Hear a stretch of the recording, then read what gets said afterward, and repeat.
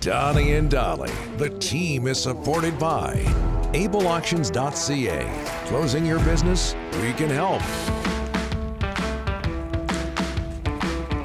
Thursday, and all of today's guests, including Farhan Lalji, standing by. Brought to you by the Vancouver Giants. Giants now taking deposits for the 24-25 campaign.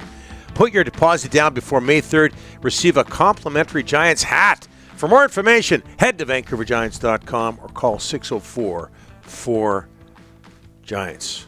Just before we get to Farhan Lalji from TSN, Dave from Lake Cowichan, and why aren't the Canucks putting Big Zed as a net presence on the power play? Yeah. Have EP40 on the point, filtering wristers through.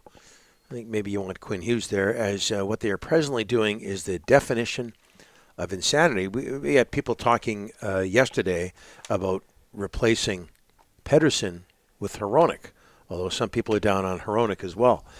Let's see what Farhan thinks. He joins us from TSN. Farhan, thanks for doing this, sir. How are you? I'm good. How are you guys doing? Very, very well. Any idea what to expect in this series, Game 6, maybe Game 7? We talked about this in the first segment, Farhan. Every game could have ended differently, with a different result, with a different team winning very easily. Any idea what to expect? I expect very few Vancouver Canuck shots.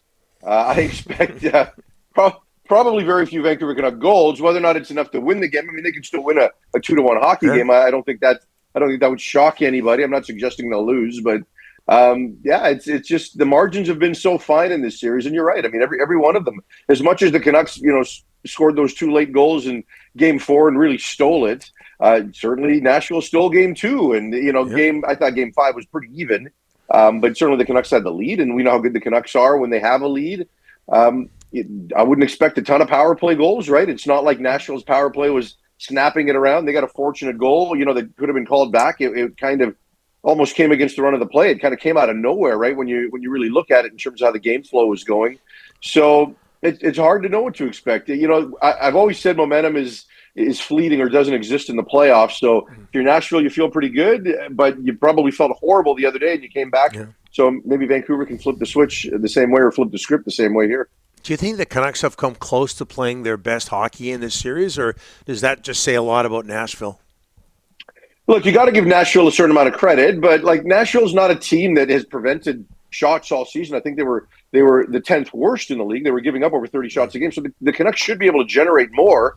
But I think the Canucks are playing good defensive hockey, right? I mean, you also look at a Nashville team that was scoring really effectively out of the All-Star break. Their power play was really effective out of the All-Star break, and the Canucks have taken a lot of that away. But, the problems we saw with Vancouver late in the season with what their own power play looked like and how little they were generating offensively, I think that's kind of reared its ugly head along with just the tightness of playoff hockey. So it's the problems we saw late in the season that a lot of people decided to dismiss and say, hey, let's just get to the playoffs.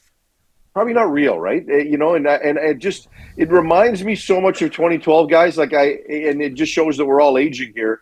But you go back to 2012, and the Canucks were scoring less coming out of the All-Star break, and we would go in to talk to Henrik and Daniel, and they would tell us, this is how you got to play in the playoffs, right? Mm-hmm. These low-scoring games are setting us up for the playoffs, and saw what happened in that first round, right? So I just think we're seeing a carryover. We're seeing a carryover with Pedersen. Even the Lindholm, Joshua, Garland line, right? They look so good in Game 1, got the overtime goal, but in terms of consistency of generating pressure and things like that, there's only one line the Canucks have going right now, and that's the Miller line. They're active, they're noticeable. Everybody else has been quiet. Somebody's got to step up tonight. All right, Canucks fever in town. We know this, but the BC Lions with a big move as well, signing Christian Covington, 9 years in the NFL. He's a homeboy, Vancouver College. His dad's in the CFL Hall of Fame, Grover. Your thoughts on the Lions signing a pretty significant name? I think it's big. I really do. And, you can debate what the Lions did or didn't get out of the draft, but knowing that they had this in their back pocket to announce the next day, I'm sure had something to do with some of their decisions. And I just got off a conference call with Christian, who I've known since he was literally in the third grade, and I know you guys are going to have him on a little bit later. But, the one thing with him is that he just believes he's got a lot of football left in the tank. This isn't a victory tour, right, where he can just call it quits at the age of 31 a year from now after playing 1 year in the CFL and having it like that. So he still wants to play some more, whether all of that is here or whether or not it parlays into an opportunity back down there, who knows? But I think he's hungry and I think he's motivated. And he's not like just an NFL player that's come up here that thinks it's going to be easy.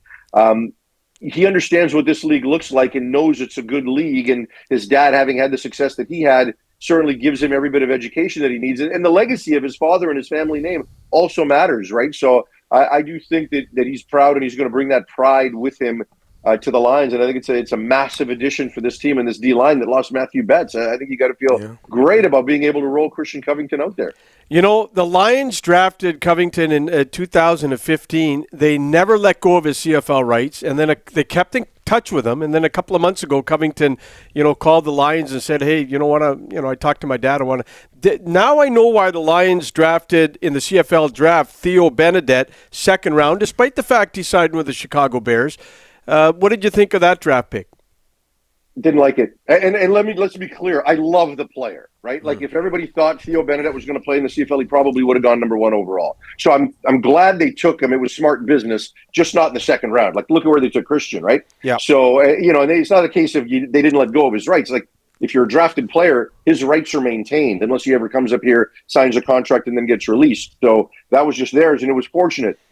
Christian, let's not call the unusual the norm. Right? Like this doesn't happen. Christian, most guys play 9 years, they make their millions, they don't want to do any more damage to their body, and they're done with football before they come back to the CFL. So this is not the norm, and it's worked out for them. If it's me, I take Theo Bennett in round 4, round 5, and if he ever comes back, great. But I mean, he got a significant signing bonus, so he's going to at least be in the NFL for a couple of seasons. And the linemen get a longer shelf life. Like you look at a guy like Carter O'Donnell, who spent 5 years down there. He didn't get a sniff of game action, and now he actually got a little bit of time with the Cardinals last year because those guys have a little bit longer runway to develop, especially now with expanded practice rosters in the NFL. So, again, love Theo Bennett, the player. Let me be clear. And if he ever comes here, call me wrong. That's great, right? Like if he comes here in any short order. But to me, if I was the Lions, I would have taken him a little bit later. There was a really good defensive lineman with a lot of upside named Luke Brubaker from Wilfrid Laurier, who got taken with the next pick.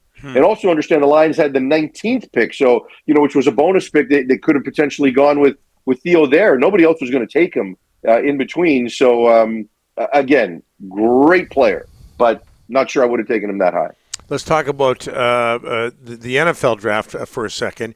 Last week on this station, you made a prediction or a forecast that the Patriots were going to take Drake May out of North Carolina, quarterback. You didn't like that idea. They, lo and behold, went out and did that.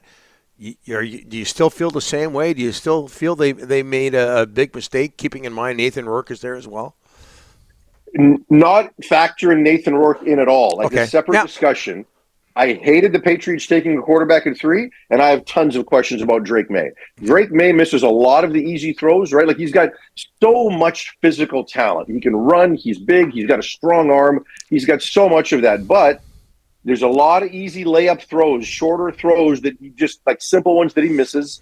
And down the field, his numbers against man coverage are not good. And I don't necessarily like his decision-making in critical situations. So just tons of tools would make any scout drool, but the film has as many questions as it does greatness. So I'm not a fan. And then from a Patriot perspective, that roster's horrible, right? Whether you're Jacoby Brissett, whether you're Drake May, whether you're Nathan Rourke, it's going to be tough to have success with the lack of offensive weapons that New England has. When you look at some of these other teams like the Bears, like the Vikings, their rosters are set up to bring a quarterback in, put him in the greatest possibility to succeed, and take advantage of his rookie salary, right? Like you got a great team and a quarterback, and you can prop him up. And the Patriots were not ready to take a quarterback at that spot. Like the player, if he is forced in early, is going to fail. And yeah, I mean they're gonna be back in this spot next year. So hopefully they do the right thing by Drake May and letting Jacoby Brissett play, and not throwing Drake May to the Wolves with a terrible team around him. Okay, Farhan, as we let you go here, you can tell your bosses at TSN that if the Canucks advance and they play the Oilers, that the Canucks will win that series because Oh. they beat them a couple of times in October. 4 times, 4-0. So that means 4-0. that, according to Rick, that means the Canucks will 4-0. sweep the Oilers. Tell your bosses that. But we're just going to ignore that. Look, Rick also thinks every player should get paid big. We know this. Yeah, I wonder why. Zadorov, Milstein, Right? keep So, an eye on it. Zadorov, you got to get paid. Hronek. You got to get paid. Johnson, No. you gotta get, they No. all gotta Ian get Cole. paid. I have clearly said Hronek asking for $8 million is ridiculous and too much, and the Canucks good. shouldn't do that.